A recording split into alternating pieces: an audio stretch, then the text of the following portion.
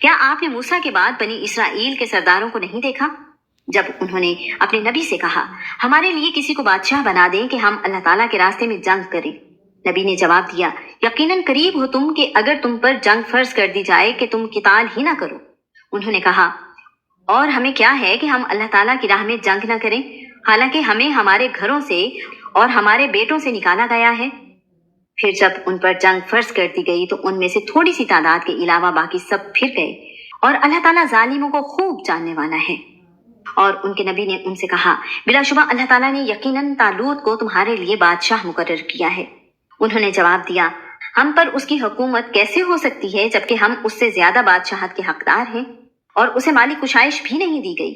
نبی نے کہا بلا شبہ اللہ تعالیٰ نے اسے تم پر چنا ہے اور اسے علمی اور جسمانی فراخی عطا کی ہے، اور اللہ تعالیٰ اپنی بادشاہت جسے چاہتا ہے عطا کرتا ہے، اور اللہ تعالیٰ بڑی وسعت والا سب کچھ جاننے والا ہے۔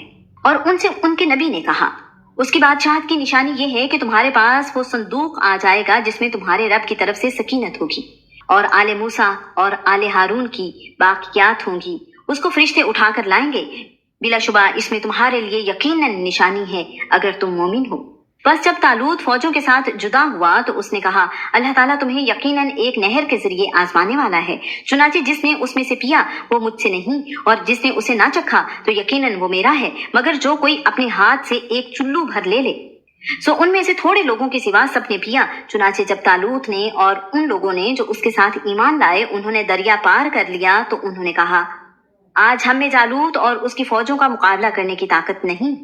لیکن جو یقین رکھتے تھے کہ وہ اللہ تعالیٰ سے ملاقات کرنے والے ہیں انہوں نے کہا کتنی ہی چھوٹی چھوٹی جماعتیں اللہ تعالیٰ کے حکم سے بڑی بڑی جماعتوں پر غالب آ گئیں، اور اللہ تعالیٰ صبر کرنے والوں کے ساتھ ہے۔ اور جب وہ جالوت اور اس کی فوجوں کے سامنے ہوئے تو انہوں نے دعا کی اے ہمارے رب ہم پر صبر اونڈیل دے اور ہمارے قدموں کو جما دے اور کافر لوگوں کے مقابلے میں ہماری مدد فرما۔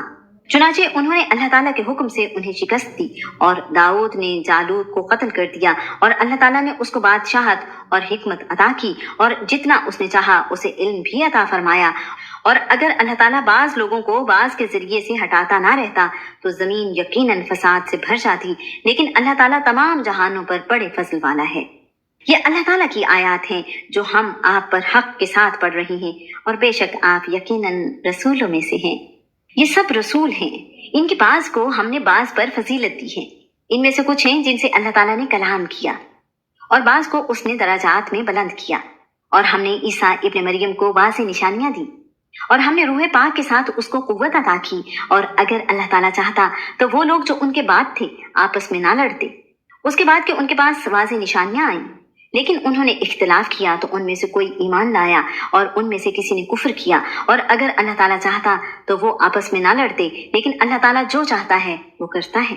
اے لوگوں جو ایمان لائے ہو اس میں سے خرچ کرو جو ہم نے تمہیں رزق دیا ہے، اس سے پہلے کہ وہ دن آئے جس میں نہ کوئی تجارت ہوگی اور نہ کوئی دوستی اور نہ کوئی سفارش، اور کافر ہی ظالم ہیں۔ اللہ تعالیٰ وہ ہے جس کے سوا کوئی معبود نہیں، ہمیشہ زندہ ہے، ہر چیز کو قائم رکھنے والا ہے، اس کو نہ اونگ آتی ہے اور نہ ہی نیند، اور جو کچھ زمین میں ہے اسی کا ہے۔ کون ہے جو اس کی اجازت کے بغیر اس کی جناب میں سفارش کرے؟ وہ جانتا ہے جو ان کے آگے ہے اور جو ان کے پیچھے ہے، اور وہ اس کے علم میں سے کسی چیز کا بھی احاطہ نہیں کر سکتے مگر جتنا وہ چاہے۔ اس کی کرسی آسمانوں اور زمین کو سموئے ہوئے ہے، اور ان دونوں کی حفاظت اسے نہیں تھکاتی، اور وہی سب سے بلند سب سے بڑا ہے۔ دین میں کوئی زبردستی نہیں، یقیناً ہدایت گمراہی سے صاف واضح ہو چکی۔ چنانچہ جو باطل معبود کا انکار کرے اور اللہ تعالیٰ پر ایمان لائے اس نے مضبوط کڑا تھام لیا جس نے کبھی ٹوٹنا ہی نہیں، اور اللہ تعالیٰ سب کچھ سننے والا سب کچھ جاننے والا ہے۔ اللہ تعالیٰ ان لوگوں کا دوست ہے جو ایمان لائے، وہ ان کو اندھیروں سے نکال کر روشنی کی طرف لاتا ہے، اور جن لوگوں نے کفر کیا ان کے دوست باطل معبود ہیں، وہ ان کو روشنی سے نکال کر تاریکیوں کی طرف لے جاتے ہیں۔ یہی لوگ جہنمی ہیں اور اس میں ہمیشہ رہنے والے ہیں۔ کیا آپ نے اس کو نہیں دیکھا جس نے ابراہیم سے اس کے رب کے بارے میں جھگڑا کیا، یہ کہ اللہ تعالیٰ نے اسے حکومت دی تھی؟ جب ابراہیم نے کہا میرا رب تو وہ ہے جو زندگی دیتا ہے اور موت دیتا ہے، اس نے کہا میں بھی زندگی دیتا ہوں اور موت دیتا ہوں۔ ابراہیم نے کہا اللہ تعالیٰ تو بلا شبہ سورج کو مشرق سے نکالتا ہے، پھر تم اس کو مغرب سے نکال لاؤ۔ تو وہ حیران رہ گیا جس نے کفر کیا، اور اللہ تعالیٰ ظالم لوگوں کو ہدایت نہیں دیتا۔ یا اس شخص کی مانند جس کا گزر ایک بستی پر ہوا جو اپنی چھتوں کے اوپر اوندھی پڑی تھی۔ اس نے کہا، اس کی موت کے بعد اللہ تعالیٰ اس کو کیسے زندہ کرے گا؟ تو اللہ تعالیٰ نے اس کو 100 سال تک موت دے دی، پھر اس کو زندہ کیا اور پوچھا، تم کتنی دیر رہے؟ اس نے کہا، میں 1 دن یا اس کا کچھ حصہ رہا۔ اللہ تعالیٰ نے فرمایا، بلکہ تم 100 سال تک رہے، سو اپنے کھانے پینے کی چیزوں کو دیکھو، وہ بالکل بھی خراب نہیں ہوئی، اور اپنے گدھے کو بھی دیکھو، اور تاکہ ہم تمہیں لوگوں کے لیے نشانی بنائیں، اور ہڈیوں کی طرف دیکھو، کیسے ہم ان کو اٹھا کر جوڑتے ہیں، پھر ان کو گوشت پہناتے ہیں۔ پھر جب اس پر خوب واضح ہو گیا تو اس نے کہا، میں جانتا ہوں کہ اللہ تعالیٰ ہر چیز پر واقعتاً پوری طرح قدرت رکھنے والا ہے۔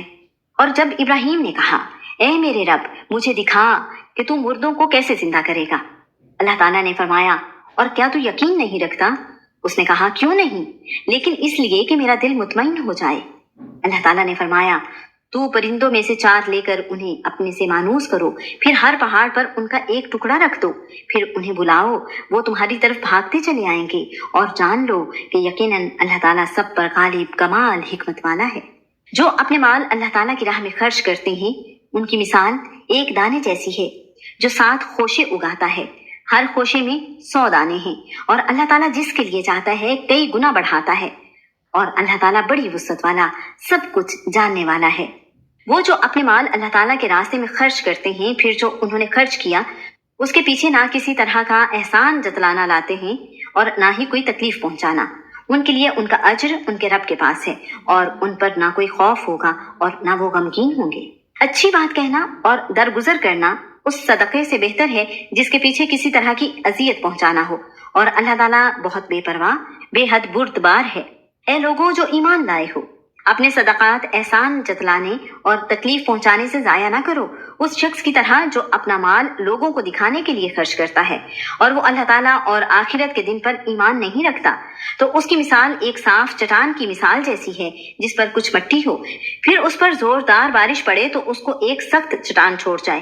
جو انہوں نے کمایا اس میں سے کسی چیز پر وہ قدرت نہیں رکھیں گے، اور اللہ تعالیٰ کافر لوگوں کو ہدایت نہیں دیتا۔ اور ان لوگوں کی مثال جو اللہ تعالیٰ کی رضا کی تلاش میں اور اپنے دلوں میں پختگی پیدا کرنے کے لیے خرچ کرتے ہیں، ان کی مثال ایک ایسے باغ کی مثال کی طرح ہے جو کسی اونچی جگہ پر ہو، اسے زور کی بارش پہنچے تو وہ اپنا پھل 2 گنا لائے، پھر اگر اسے زور کی بارش نہ بھی پہنچے تو کچھ شبنم ہی کافی ہے۔ اور جو کچھ تم کرتے ہو اللہ تعالیٰ اس کو خوب دیکھنے والا ہے۔